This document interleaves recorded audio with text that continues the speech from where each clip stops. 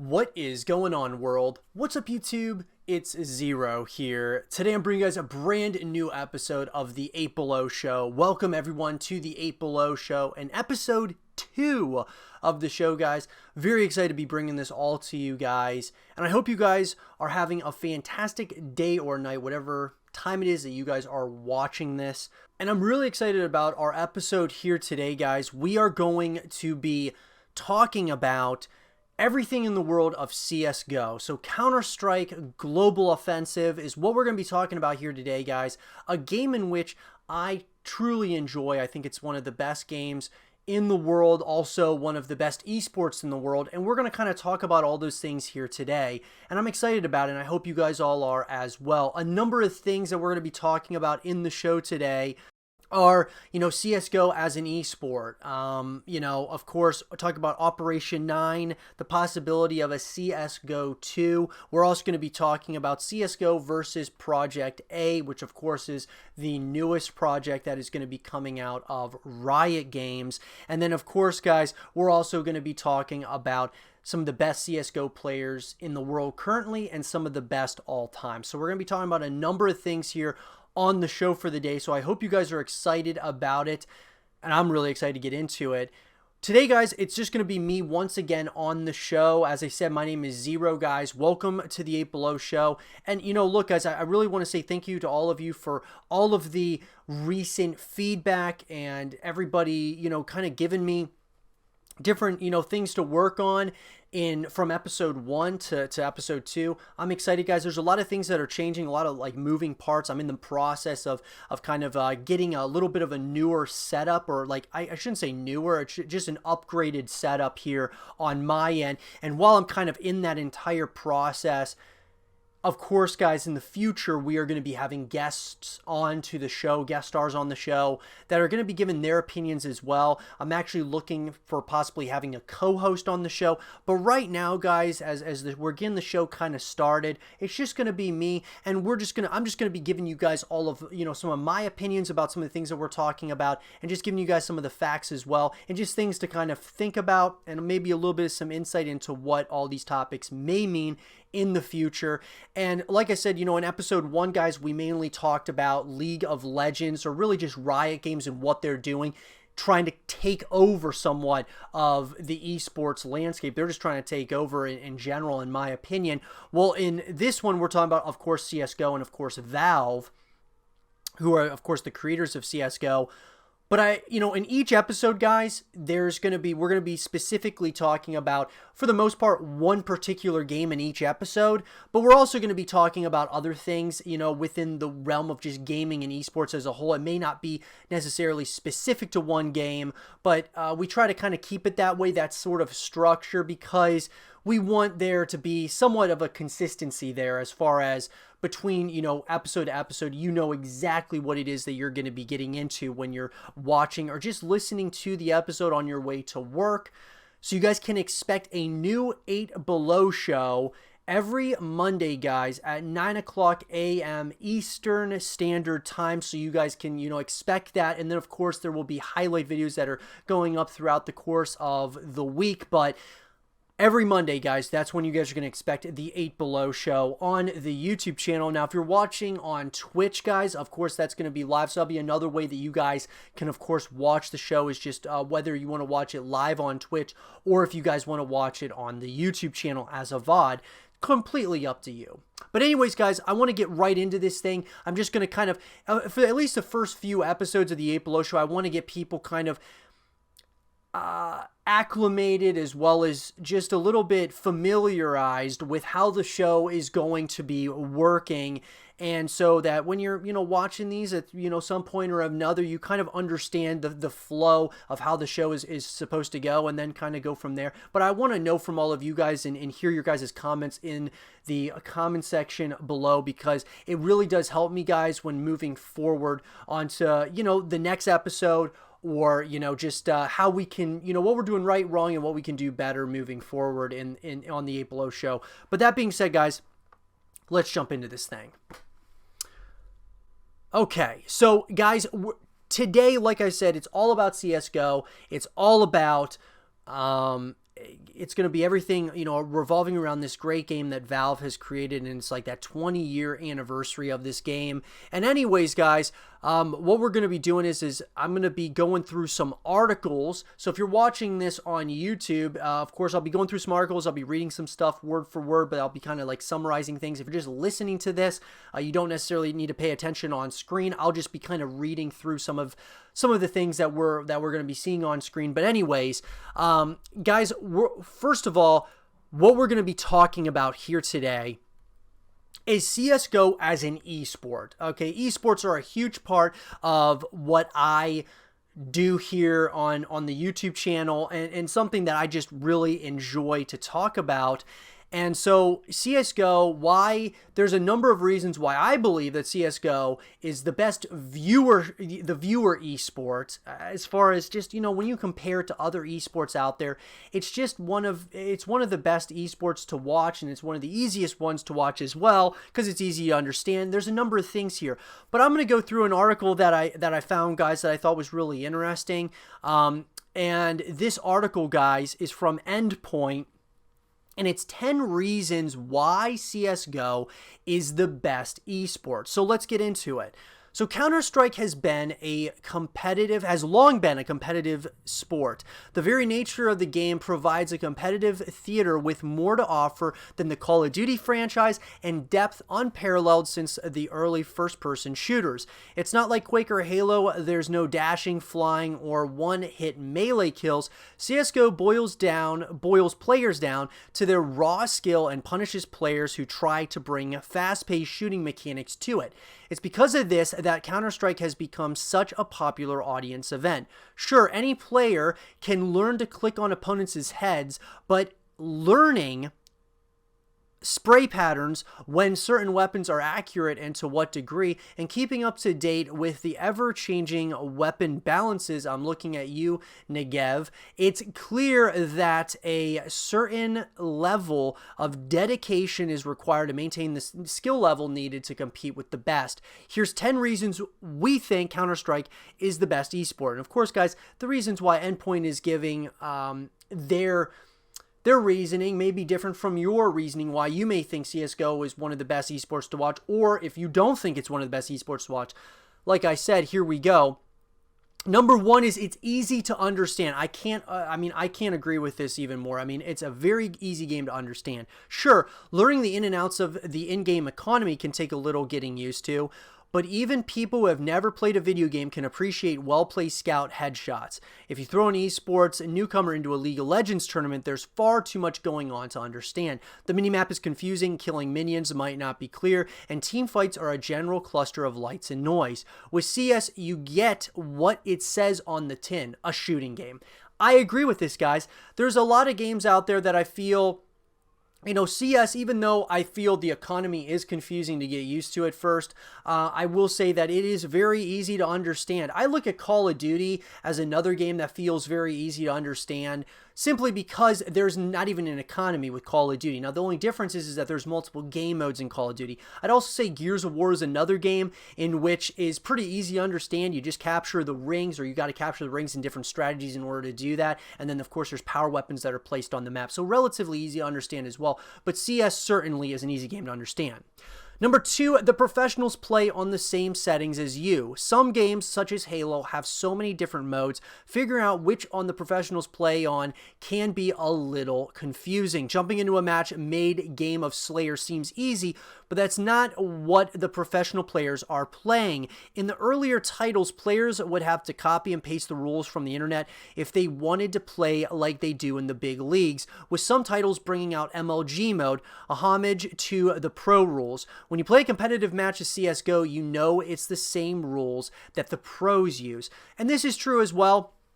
I find it's relatively easy to figure out what the professionals play on just because of the internet as a whole. I think it's very easy to see what the professionals, like what kind of settings they use, whether you're talking about Fortnite or COD or, whatever game it is that the pros are playing on. It's pretty easy to find out what the settings are. But overall, I agree with this, with this statement. Number three, it's downright exciting. There's no denying that seeing your favorite team clutch a 1v3 is akin to riding a white white-knuckle roller coaster. You can't help but encourage the players verbally as your heart rate increases tenfold. Everything about the game is exhilarating by design, from pistol rounds to full buys. This is true. I mean, this is very, I definitely agree with this. It's very exciting. I'm not going to say that there are moments where CSGO is the most exciting esport, but then there's also moments where StarCraft 2 is the most exciting, or League of Legends, or, you know, other games. So it's certainly got its exciting moments. There's no denying that. You learn a lot is number 4. Seeing the pros play on your favorite maps allows you to see where they're aiming, what they're buying, and where they throw their grenades. CSGO's grenade mechanic isn't like other games. The player has a lot of control over where they end up, and with so many different types of grenades, special smokes and pop flashes are bound to arise. The Xbox smoke on Dust 2 is a popular example, allowing terrorists to attack a short with complete visual cover from counter-terrorist snipers at double doors. So you can learn a lot.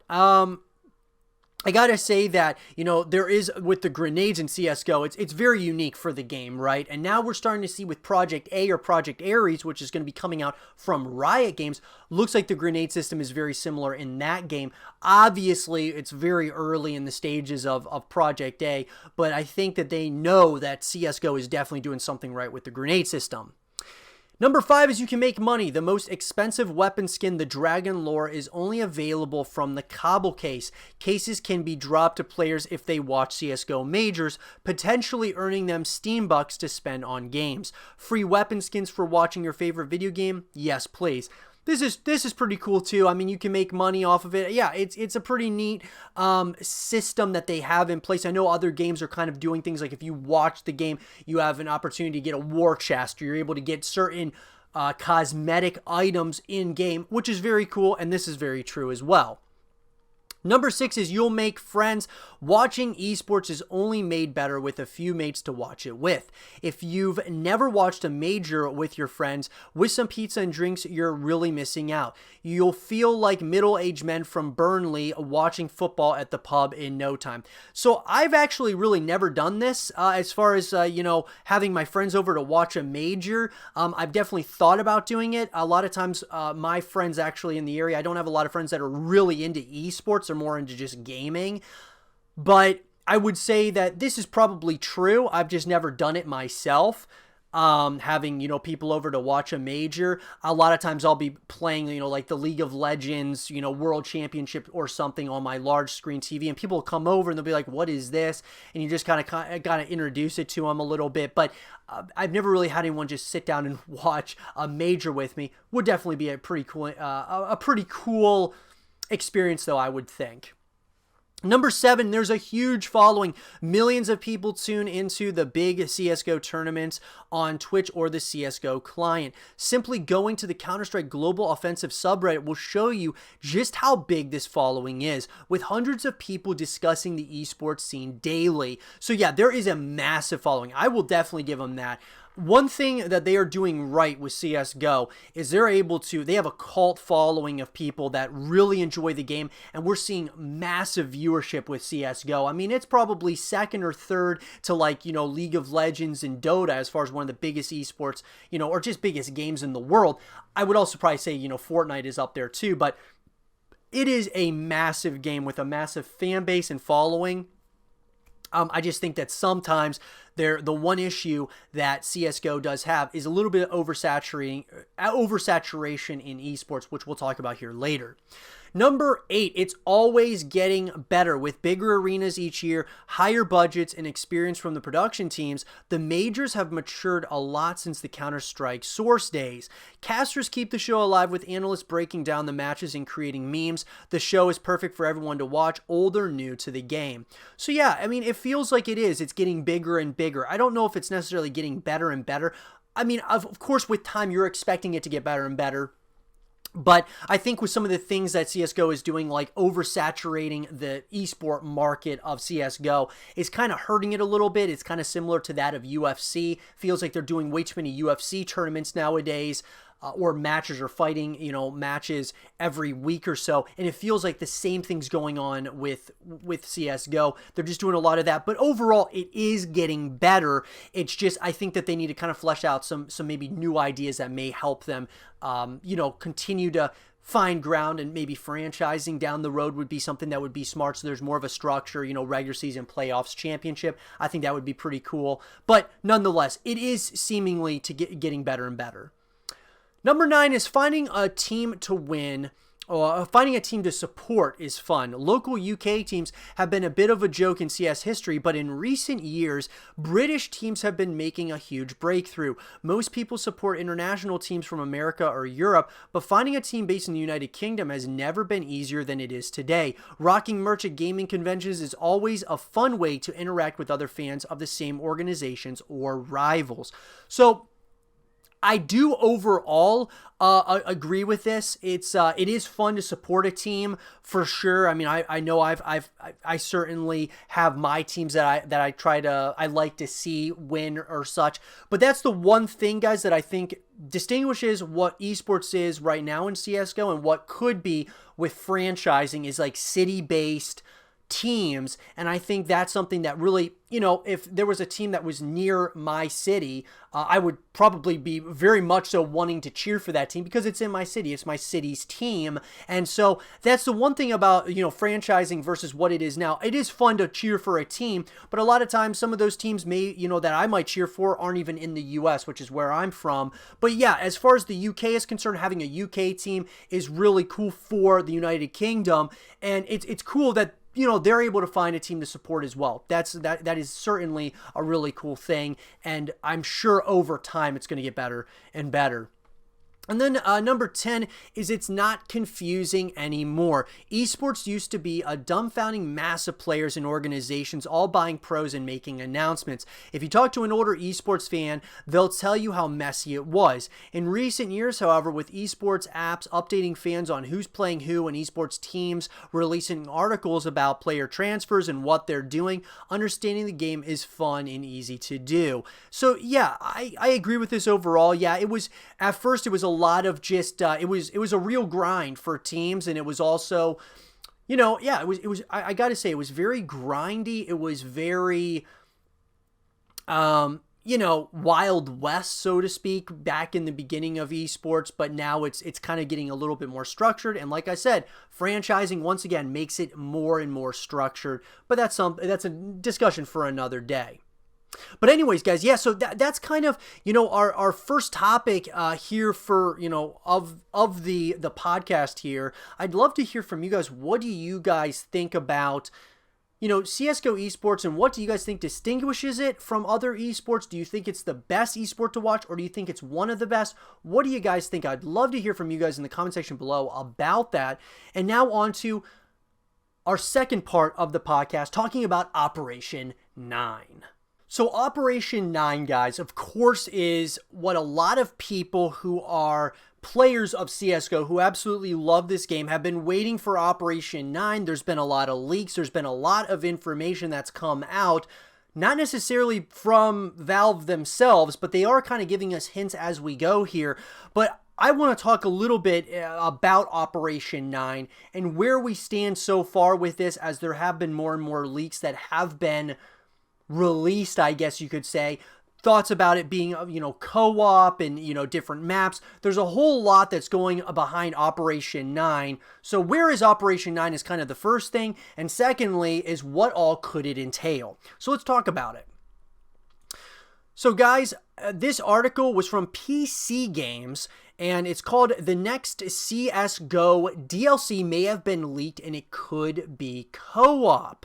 So this is very interesting. Despite opposition from the likes of Overwatch, Fortnite, and Rainbow Six Siege, Counter-Strike Global Offensive remains one of the world's top competitive multiplayer games, so it may be surprising to learn that the game's next DLC expansion may include cooperative missions.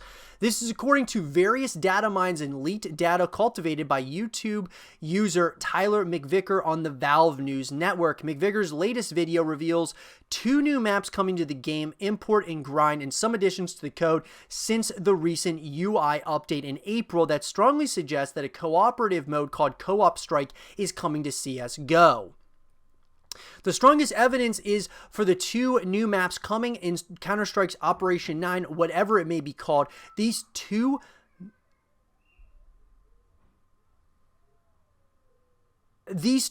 maps are supposedly called Import and Grind and are described in Elite Resume.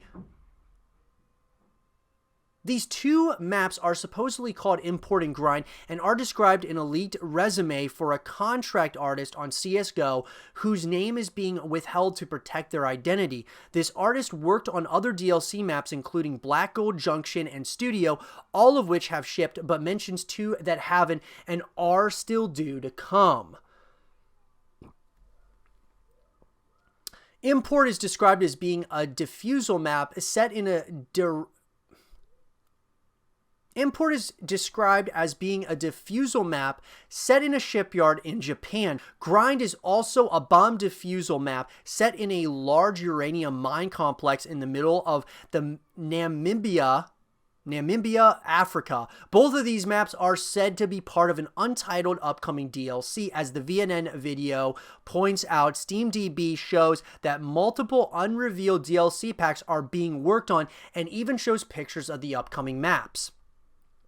As for the possible cooperative missions, the evidence is a little flimsier, but data miners seem to have found multiple mentions in the game's files to co-op, cooperative, and co-op mission. These are mentioned as unreleased icons in the game's new panoramic UI and as a currently unused game mode. Whatever this is, something Valve is experimenting with behind the scenes, old ideas just lingering in the game's code that hadn't been discovered until now, or the first hint that cooperative missions will be part of Counter-Strike's next update. It's impossible to tell until it actually comes out. Nevertheless, the idea of cooperative missions within CSGO sounds pretty cool to us. I agree.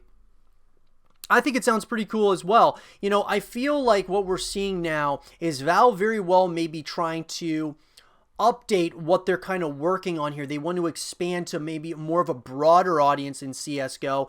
Who knows, guys? Are we going to be seeing a second CSGO coming, which of course we'll be talking about here shortly. But I just really think that what Valve may be doing is they may just want to be adding more content to CSGO to bring more people in, people who may not want to play the multiplayer. They may just want to play some like co-op missions together with their friends, or, you know, maybe even, you know, if there was like a full-blown story mode or, you know, something along those lines that really got people to play the game other than just for the multiplayer. I think it would be a very good idea for Valve to do something like that. But let me know what you guys think about that. Do you guys think that they should be adding a cooperative mode to Operation 9? And what do you guys think Operation 9 is in its entirety? I will say this. Operation 9, you know, obviously I want to see more, you know, I want to see more maps. I want to see as much content as possible from it. I would be completely down though with some cooperative play. I mean, why not? Why not have some, you know, co-op missions that you can play with your friends? I think that would be a lot of fun. I know having, of course, Danger Zone just adds more content for, you know, people in CSGO, players and such, and even content creators. But I think something like co-op missions would be really cool and something that they can build on for the future, especially if they don't plan on making a CSGO 2.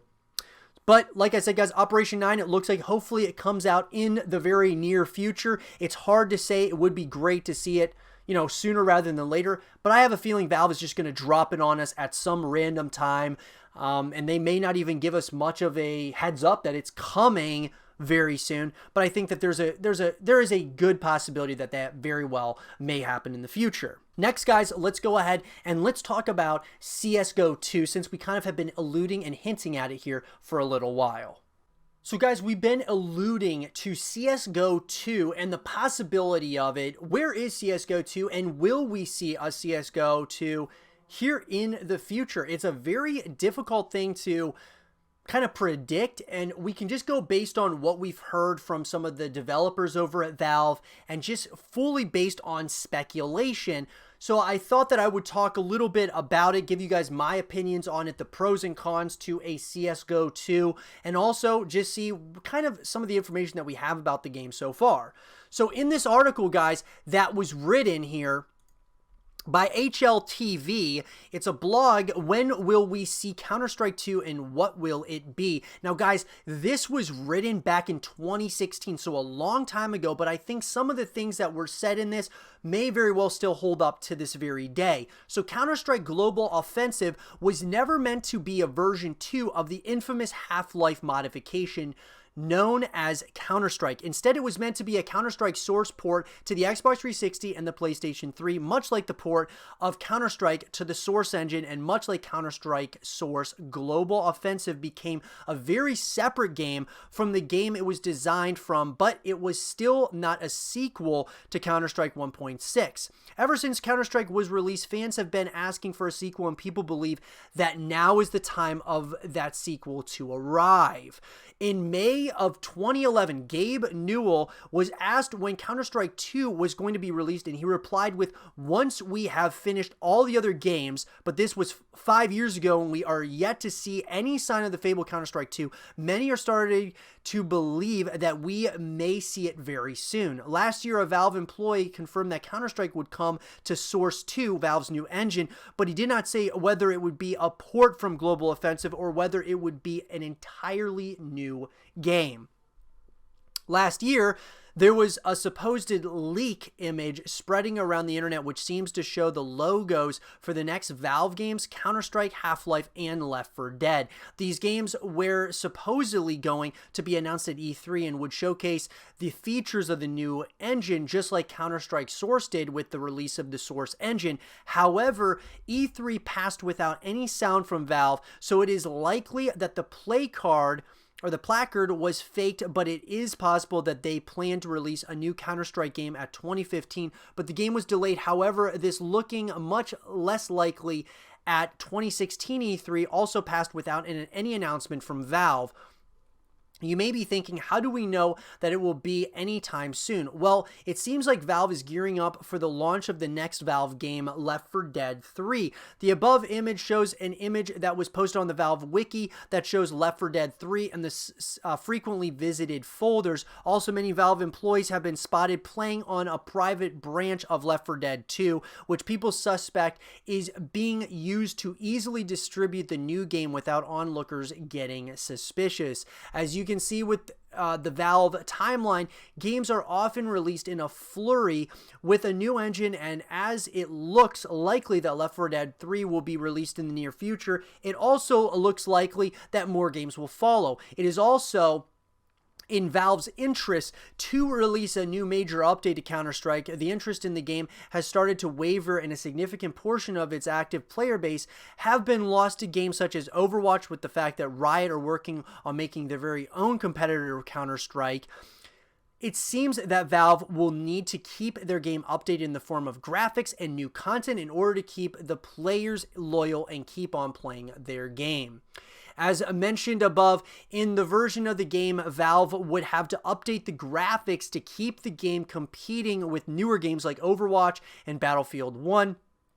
Also, many players hope that the game will have better anti-cheat measures, meaning that they can play a matchmaking without the fear of meeting a cheater. Fans also hope that they will include team matchmaking so teams can compete against other teams, allowing them to improve their stats instead of playing against a team of 5 solo queues who are unpredictable and do not help the teams they are playing against, as they do not play as a team themselves.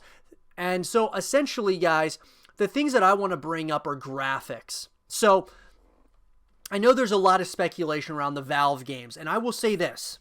Riot Games coming out with Project A is probably going to be the best thing for CSGO. You want to know why? Because I think it's going to force Valve to make some significant changes with CSGO, whether that be making a CSGO 2 or just kind of updating the graphics over time or just giving us a ton of content with CSGO.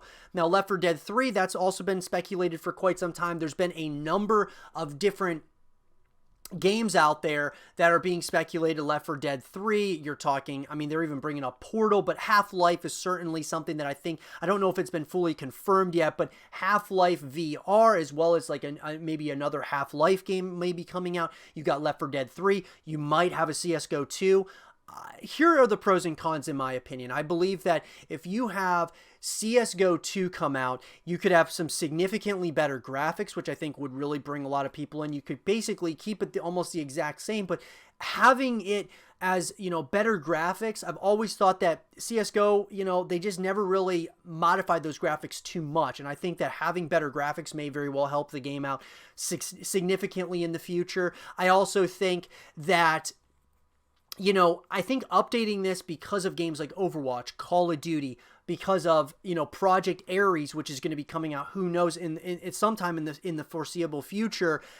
I think that what Valve needs to do is they need to be updating, they need to be consistently figuring out a way in which they can be creating this content that and kind of pushing it out to all of us, whether that be in a CSGO 2 or they just take CSGO and they just kind of update the graphics over time, update things over time. They very well may want to do that because we've heard from Riot Games like they were never going to make a League of Legends 2 because they just wanted this League of Legends to be the game for the next 10 years, 20 years, 30 years. They wanted to just be its own thing, not that there was going to be a League of Legends 2 at some point. They wanted it to be its own thing, and so maybe CSGO, Valve is seeking the same thing. They want to have it as their own, as its own game. They don't necessarily need to move it or make a sequel to it and just kind of update it over time because they have something that is working and maybe they just want to keep it that way. Who knows? It's hard to say, guys, but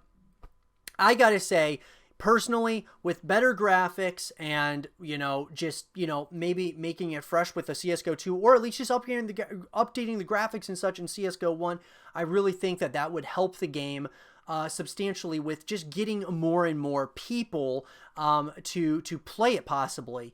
The other thing is this. I think that with the esports side, what hurts this esports side is sponsors see that terrorists in the game. In the game itself, you play as, terrorists. And that's one thing I think that's really has always kind of had this this pressure on CSGO, and I feel that if they were to update the game or they just made a completely new game, they could make there be no terrorists. It would just be, say, Delta versus Alpha or, something like that where it's nothing related to terrorists and planting bombs and all that stuff like that. Those are things that need to be changed, in my opinion, for this to be one of the biggest esports in the world. I know it is a massive esport, but it could really be the biggest in the world, and it may not even be close. And I think a CSGO 2 or some significant changes to CSGO could certainly do that. Guys, the next thing that's kind of leads me into, because we were bringing up Project A, is CSGO versus Project A, or, CSGO versus COD, CSGO versus Overwatch. Let's talk about that. So CSGO versus Project A, guys, or I should say CSGO versus all these other first-person shooters that are coming up and really starting to grow as esports and just games in general. So let's just think about this. You got CSGO, you got Overwatch, you got Call of Duty, and now you're going to have Project A, which I think Project A could be the one that rules them all unless significant things are changed with CSGO or they are, really on it. And I feel that after the announcement of Project A or Project Ares from Riot Games, I guarantee you Valve is thinking to themselves, they got to do some things to really keep a lot of the players there, and they also need to be making modifications and changes to help this game continue to grow. So in an article, guys, that was written by none other than PC Games, League of Legends developers, Project A looks like CSGO mixed with Overwatch, and I can't agree more with this. I mean, it really does look like CSGO and Overwatch because it's kind of the best of both worlds. You got a lot of the same different types of movement system as well as with the guns and such. Reminds me of CSGO, but then you also have abilities which really looks and kind of symbolizes Overwatch to me. My question is this going to be like some of the League of Legends characters that you're going to play as, or is it just kind of its own thing completely? Well, it says, during the special 10th anniversary stream for League of Legends, developer Riot Games had a few surprise announcements to make. It was nice to finally get confirmation of the League of Legends mobile game, now called Wild Rift, but the biggest announcement was that Riot is working on a brand new game codenamed Project A. In a surprise move, this title is actually a competitive online first-person shooter, or as Riot described it, a character-based tactical shooter. It very much looks as if the gritty environments of Counter-Strike Global Offensive was crossed with the wacky heroes and wacky powers of Overwatch. Unlike all of the other projects Riot revealed during the stream, Project A has nothing to do with the world of League of Legends. According to executive producer Anna Donlin, the game is set on a beautiful near-future Earth, and it has a lethal cast of characters. Those characters have a range of abilities, including resurrecting teammates, summoning a wall of acid, and firing a load of deadly knives at opponents. You can get your first glimpse of the new project in the announcement video below. Anna Donlin says, "We're staying true to the high consequence gameplay of tac shooters, but we want to evolve the space. We want a tac shooter with more creativity, more expression, and a lot more style." Riot also aims to innovate with the technical side of Project A too. We're going big on things like global infrastructure and net code designed to go to war on peakers' advantage. Donlin continues, referring to the moments where users with different ping rates often can't accurately hit each other due to lag. Fighting cheaters will also be a priority. We have put anti-cheat at the forefront of our development, and we will do whatever it takes to preserve the integrity of our matches. Donlin explains, "This matters to us, and we know it really matters to you." So everything that they said, the whole presentation was amazing. Couple of questions though. The first one being mainly revolving around that this has nothing to do with League of Legends or the world of League of Legends. I just wonder if that's true, if that's going to hold up. I mean, I'm sure that they're being honest about it, that it won't be any, have anything to do with League of Legends. I just don't know. I mean, it's hard to say, but I mean, with the abilities, that's the only reason why I was kind of thinking to myself, this kind of looks like a League of Legends, maybe one of the League of Legends characters that you are playing as. But nonetheless, I would love it to be its own thing completely. I think that would be great for Riot Games as well as just players in general. So CSGO meets Overwatch and you get Project A. I think it sounds amazing to me. It sounds so good to me. And I'm just wondering how it's going to play out. Is it going to be is this going to be the CSGO killer if CSGO does not, evolve over time? Or is it going to be the Overwatch killer, the Call of Duty killer over time if these games don't continue to evolve? It feels like to me Call of Duty has a new game each year, so it's pretty fresh. Overwatch, they're talking about an Overwatch 2 should be coming out in the future. That's something, that would be a discussion for another day. And then, of course, you have, CSGO, which has been kind of just doing its own thing for years now, not having a ton of competition. And so now with Project A, could this be the true competition to CSGO? I think it very well could be. And I think competition is good for anything in life, but certainly in esports, I think it's very good to have competition like this and in gaming in general. So, it's a little bit futuristic as far as, future Earth. I love that. I love everything that they presented in this game. I think it's going to be very, very good from the looks of it, at least. Obviously, guys, it's probably far from complete, I would assume, but I know they've been working on it for a few years. I'm excited for it. I really am. I think that this could be a true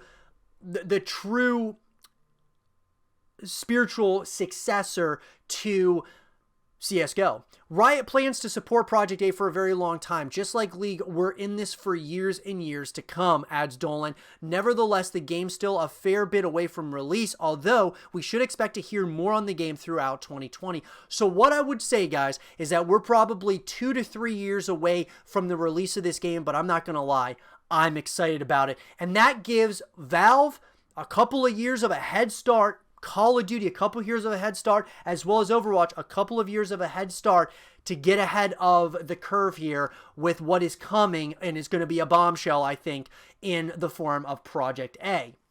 Guys, the next thing I want to talk about, though, is about oversaturation in CSGO and how they could change this, and how games like Project A coming in may not even be able to stand much of a chance against CSGO if they make the right moves here. So let's talk about it. So oversaturation in CSGO is been a topic of discussion around the esports community, and I will say, guys, it's a big topic for me because I feel that CSGO esports, at least, is very oversaturated at this point. It just feels like there's too many tournaments. There's like a tournament every week, and that's why I've been saying I would love to see CSGO in a franchise format similar to Overwatch, League of Legends, and Call of Duty, because it's a great esport, but I just think there needs to be more of a structure, like a regular season, playoffs, championship. And there's an article that came out, guys, from Dexterdo, and of course, Hector Rodriguez, who is, of course, the Optic Gaming, founder, or one of the co-founders, or, owners of the team. Now he is, of course, one of the co-owners of Energy. He sat down, though, with the Counter-Strike team that was a part of Optic, and he was kind of talking about the oversaturation within Counter-Strike, at least at this point. And so it says, members of the original Optic Gaming CSGO roster have explained why the competitive scene is oversaturated and how it is potentially damaging CSGO's competitive landscape. So Will Rush and Tarek, Naf, and of course Daps appeared on Hex's Eavesdrop podcast on June 10th. Rush was not on the original Optic roster, but features in the podcast regardless. They discussed many aspects of competitive Counter-Strike, including the potential of franchising and the likelihood of Valve incorporating crowdfunding into the competitive scene in a similar manner to Dota 2. However, a key topic of discussion was the unhealthy and oversaturated nature of the scene at present. The discussion was brought about by Hex, who talked about their famous E-League victory, stated, "We were only able to enjoy our trophy for 1 week. That's not healthy. It can't be healthy." He went on to suggest that more successful teams like Astralis will benefit from the high frequency of tournaments, but the less dominant teams in the wider professional scene may suffer because of it. That's a problem for sure, Rush quickly agreed. No one really cares about these tournaments except for the majors, I feel like. Majors are what matters most. These random dream hacks and stuff like that, I like going to them, but I feel like to the fans, it doesn't matter that much. On a similar note, Tarek agreed that certain games lose their appeal because they occur so frequently due to the high volume of tournaments. There's prestigious events out there he started, but it does get old seeing like Liquid versus Cloud9 or Fnatic versus FaZe. Like, you see it all the time. However, he did say that the smaller tournaments can be used to build confidence. Daps was more hesitant to agree, saying that he felt the major tournaments have fallen down a little bit in scale compared to other tournaments because every tournament is big. He suggested that an increase in prize money and ensuring all the major teams attend could stop people losing interest. Astralis, one of the most successful rosters of all time, are an example of a team who have recently skipped tournaments for varying reasons. Naf was the final member to give his opinion, stating that the high frequency of tournament can exacerbate roster issues. C9's been going through roster problems, he said. There's no time to fix them. Rush, who currently plays for Cloud9, agreed, saying that before Miami, they had 4 days to prepare with the new roster. However, he did say that as a professional player, it is hard to say no and skip events, particularly with the draw of prize money. While CSGO certainly has one of the largest esports fan bases, there is clearly concern that interest could be lost due to the high frequency of tournaments and the oversaturated nature of competition.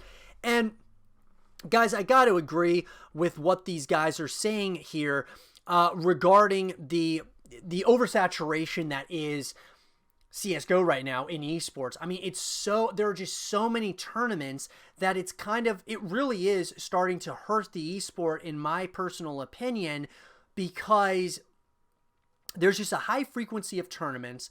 And it just kind of feels like there's too many tournaments. I mean, just clearly too many tournaments going on like a weekly basis. And this is why I lost interest. And I know Hex is another person who lost interest in this.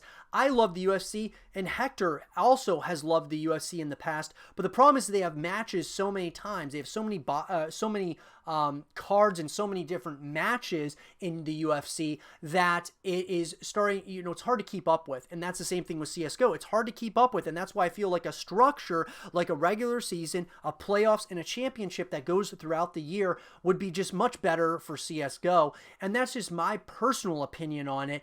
And because I do feel like it's not healthy that, okay, you just won a tournament, now you gotta, a few days later, you gotta get ready to leave to go to another tournament. That just isn't good. There's a burnout effect. I know a lot of the teams, some of them will not go to those tournaments or every tournament like that of Astralis, but I gotta say that, yeah, it doesn't feel healthy, but at the same exact time, it just feels like there's going to be a significant burnout effect for these players over time. And I just think that it's going to be very negative how this all ends up if they don't change things at some point or another. And I'm sure there's going to be change coming. I trust Valve in that way. But, at this point, it just feels like they want to pump out as many tournaments as possible. And I understand it to a degree, but at the same time, I do think that there needs to be change. So, guys, to kind of, since we were, obviously talking about the oversaturation, let's talk about the CSGO players and some of the best playing today and some of the best playing all time. Let's talk about it.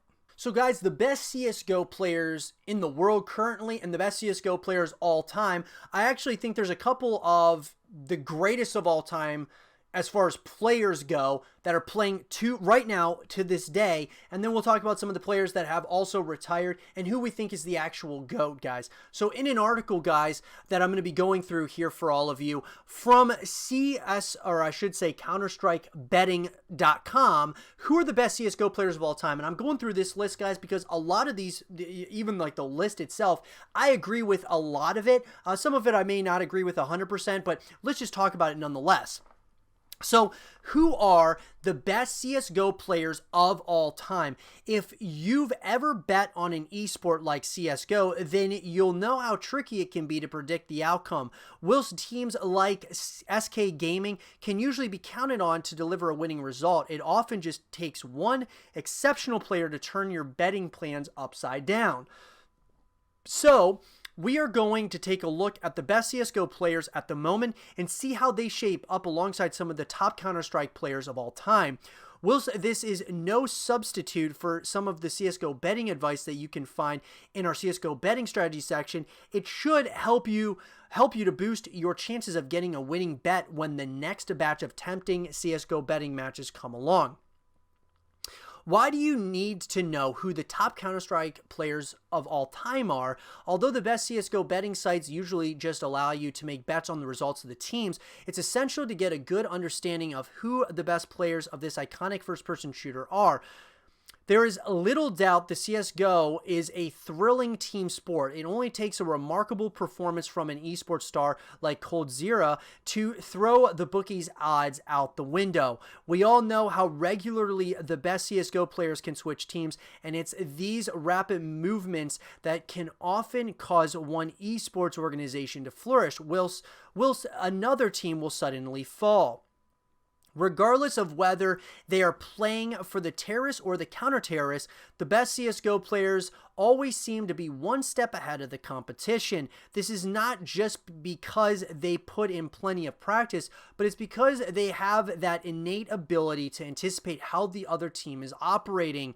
So, the best esports betting sites can put plenty of hours into formulating their odds for the best CSGO teams if you are willing to put some research into finding out who the top CSGO players of the moment are. You can get that all-important edge on your esports betting know-how.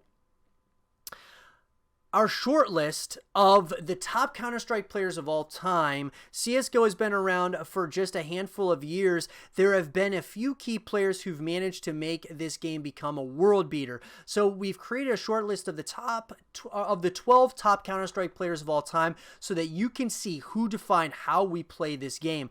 And although there will be probably lots of outraged betting fans at Reddit who can't believe that we didn't include legends like Neil, Fire73, Arcadian, and Basic, there's a selection of CSGO players who prove to be untouchable in the esports realm. Number one being Simple, guys. Simple, I got to agree with this.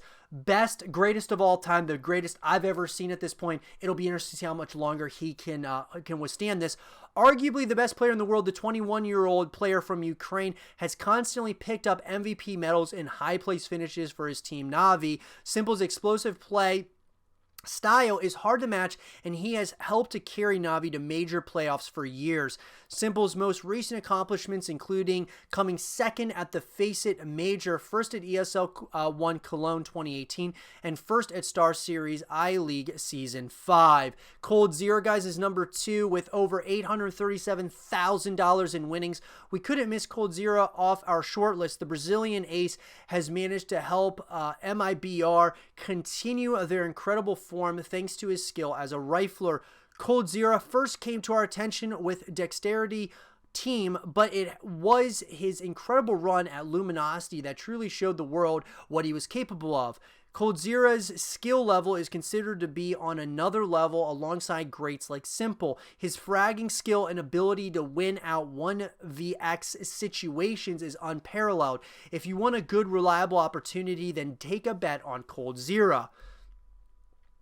Next, guys, is Device. There can be little doubt that Device is one of the most exciting players on the CSGO scene at the moment. At just 23 years of age, the Danish esports star has clocked up a staggering $929,000 in prize winnings thanks to his formidable skills as an AWPer.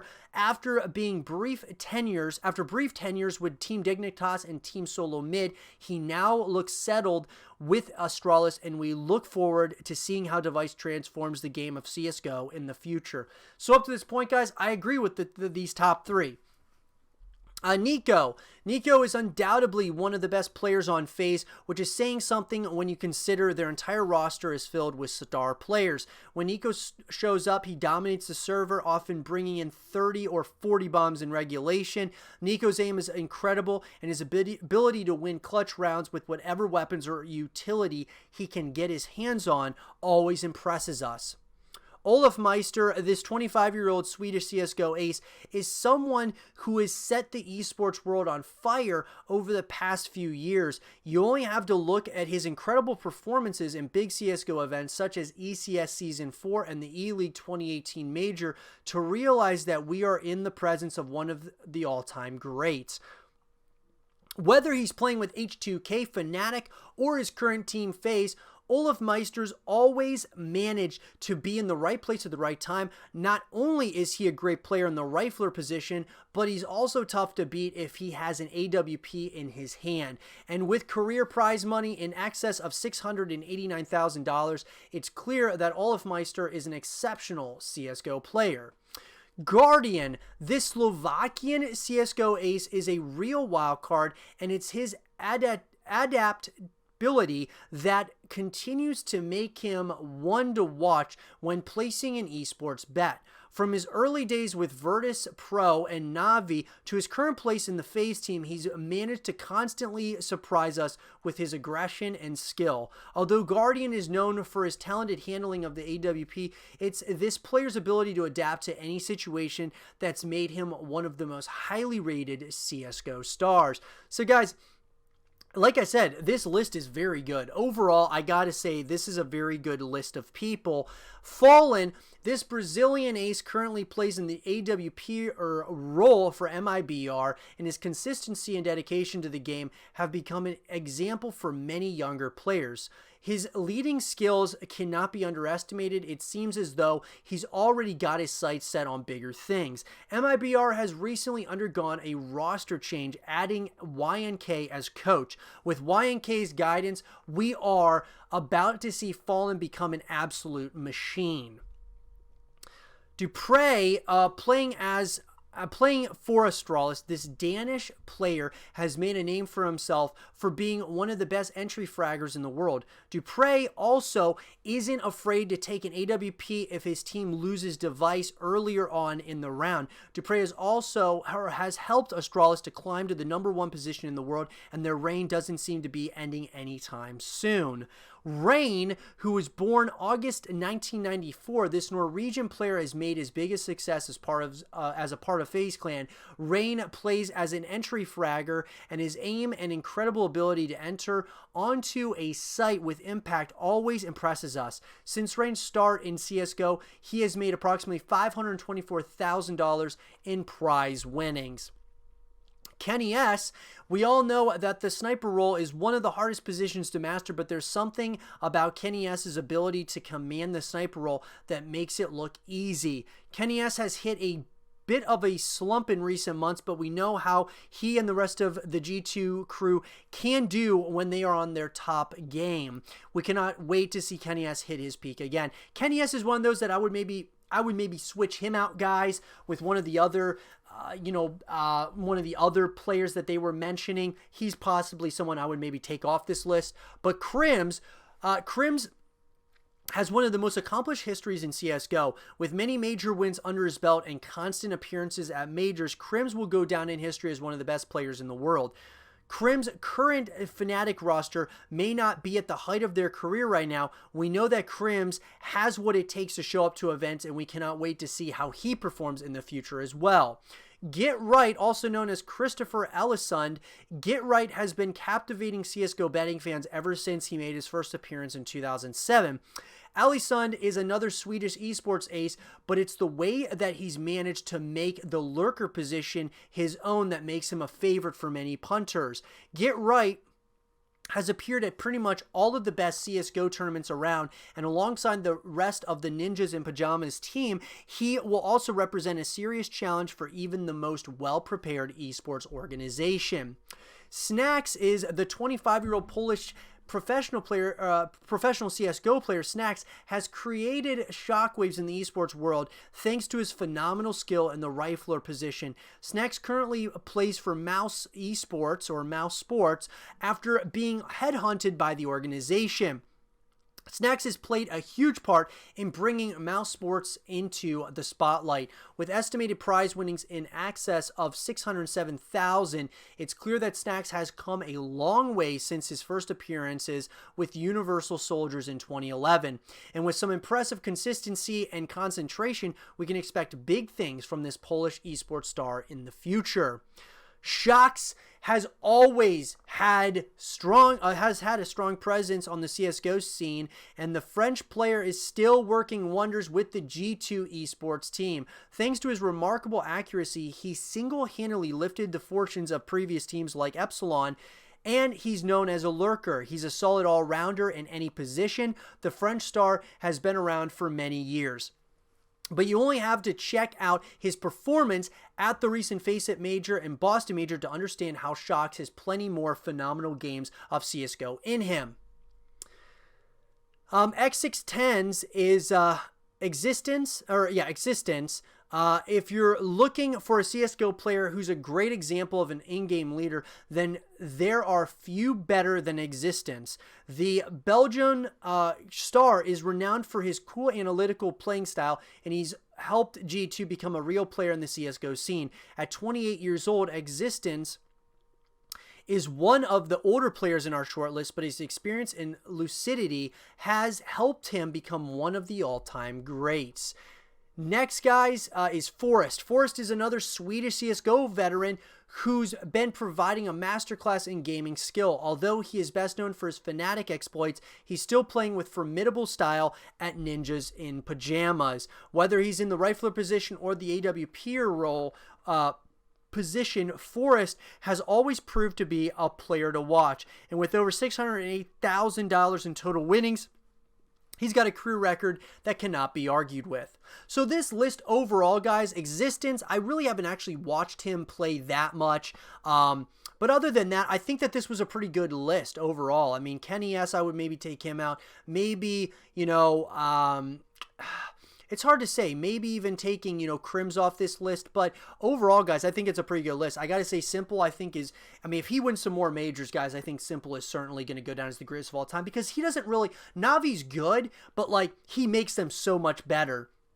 I feel like teams like Astralis and even FaZe Clan, if Simple was on one of those teams, I think they would be absolutely unstoppable. Just unstoppable forces to be reckoned with. But that's just my opinion. I would love to hear from you guys. Who do you guys think is the greatest player of all time? And who you guys think is the best playing right now? The why even the best CSGO players can let our esports betting strategies down. This list of the best CSGO players is by no means a fail-safe piece of CSGO betting advice for your next esports wager. We only have to remember how Team Liquid caused a shock victory in the ESG Tour Mykonos last year against SK Gaming to remember that anything is possible in the unpredictable world of CSGO.